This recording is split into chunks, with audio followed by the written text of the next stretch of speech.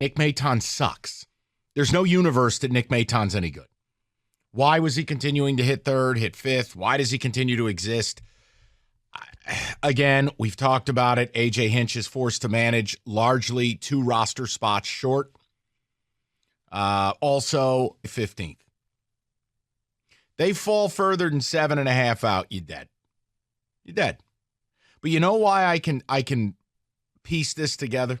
I mean, for one, Scooble's coming back. So whether that replaces Wentz or bullpen day, that's a win.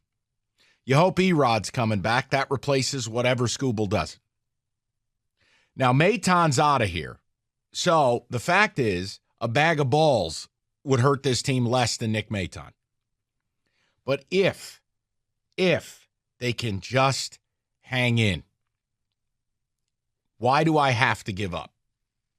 Are they a bad baseball team? Yeah, they are. Is this a bad division? Yep, it is. But they're 5.5 out. Not 8.5, not 12.5. They don't have a $400 million payroll the way the Mets do. And this weekend, coulda, shoulda, woulda. But I could have put Kenny out there. They would have taken 2 of 3 and think about the tenor of the situation. You'd have been 3.5 games out. Nick, if they miss this division by 2 games, they should send an invoice to Nick Maton. And we'll just leave it at that. But I want to know, am I out of my mind for not giving up the ship? Now, we're going to get to some Lions talk later. We've got the anniversary of the worst draft pick arguably in Detroit history. We'll talk about it at 3. I'm kind of convinced by Kenny we're taking Russian Darkman. We're choosing Mystery Box on Wednesday. It's going to be exciting. We got a lot to do. Oh, and by the way, Rory McIlroy's the most intolerable human in sports. A full potato. But I wanted to open with this. Now, let the record show that both Friday night when Gator was there and Sunday when Kenny was there, this team lost. When no one was there, they won. But Kenny, I know this is your team. And I know you have a very negative mindset right now. David, forget about it. David doesn't even want to partake in baseball discussion. I can't give up the ship knowing Minnesota's going to go out and get their ass kicked this week. And if we can just hold water against Texas, by the grace of God, find a way to win 1 game, 2 would be an out-and-out success. You're going to play 2 of the worst teams in baseball to follow while they go to Baltimore. Why not? Why can't I give myself another week? Come on. What happens when Corey Seager puts bullets in your ideas and thoughts and prayers and plans? That's why I said it. Because that's what I think is going to happen. I think we'd be lucky to get 1 game out of that series. Then fall 8.5 out. We'll all turn the TV off. We'll move on. And that's kind of where I am to begin this conversation, is I'm already just 1 step away from jumping off your ship. I'm very close. That Nick Maton error in the 8th, it broke me. I was like, this is what this team is. That is a visual representation of what this team is. You get hopeful at the beginning of the game. Wow, we're winning. You blow the lead. All right, you're at 500 now. Nick Maton throwing there. Awful. It broke me. I'm a Tigers fan who's been broke, and to their credit, they waited until June to do it, the end of June to do it. They didn't just fall completely on their face. Round of applause. But man, that error broke me. The other one that kills you, just when people were starting to get a little bit hot under the collar about Torkelson. Boy, oh boy, did he know how to snuff out that fire.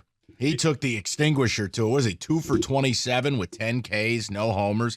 Nice week, Torque. Thank you. It's the great visual of sitting at Comerica Park looking at the scoreboard and seeing the past at bat results. Center. Yeah, line out to center, line out to center, line out to right. But no, I listen, none of it is supposed to make any sense. We all know it's an outer space year. I'm not asking the team to buy. I'm not asking them to sell right now. I think I just want to get to July 15th, and if they're within the 8.5, 7.5, you stick around, and if they're not, you don't. But this week, imagine if Nick Maton didn't exist. You'd be 3.5 out right now. That's not a lie. You would be 3.5 games out of first if Nick Maton was gainfully employed by any team anywhere other than the Detroit Baseball Tigers. You'd be 3.5 out. I cannot let Nick Maton hating our smiles dictate whether I stick around or not. what the weekend looked like, and Nick Maton is The Antichrist. to blame for that. He was not good, okay?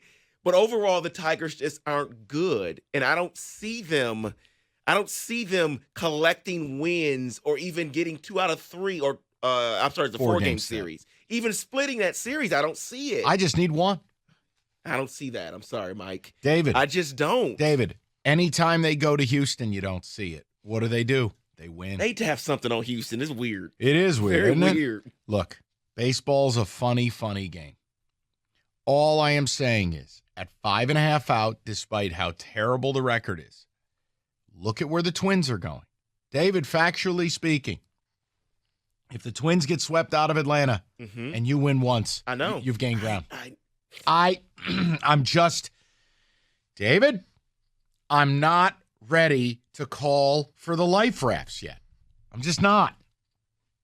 Now, obviously, if they go to Texas and they get bludgeoned, well, then it's you're largely toast. Correct. If the Twins do something we don't expect and they get hot against these good teams, you're dead. But can I allow it to happen before I quit? You can. I'm not. You're not even giving it a chance. I don't see the offense. Sorry, I'm not giving it a chance for this upcoming series. But can I need ask more. Can I ask this question? Sure. And I understand people are going to take this the wrong way. I'm not hammering on Scotty Harris.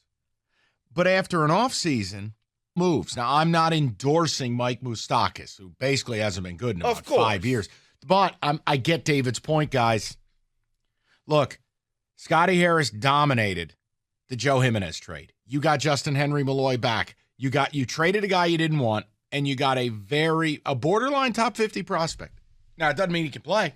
We'll find out. But that's a win. The Soto thing, Soto's gone to Philly and been terrible. Vierling and Maton together don't make a ball player. But I'm just making a point. I mean, at what point this year did all of you recognize Nick Maton shouldn't be playing every day? It didn't take long. But here's what's funny, and I pulled this up. This just shows you why I can't listen to GMs, because it's a farce. Here is Scott Harris on Nick Maton.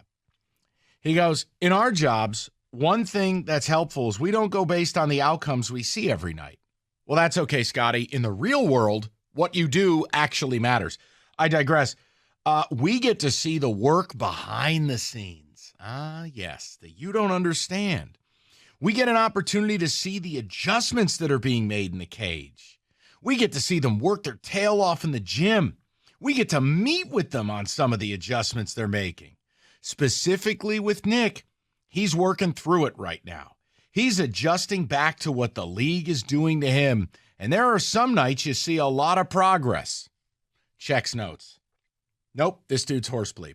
All right, he's a young hitter. He doesn't have quite the body of work at this level to suggest he's going to be as consistent of a performer as we think he'll be in the future. As long as the work looks good, and as long as he continues to show adjustments, we're going to give him some runway. Do you know when that quote was from? 48 hours ago. I was hoping it's like a month ago. Cutscene. They've just dropped Nick Maton off at 75 and told him to walk. Look, just save me on that, okay? I don't want to hear about any of it. Because everybody listening to this show, you're in a results-oriented world. Oh, yeah, that radio show blows, but he tries hard. Said no one ever.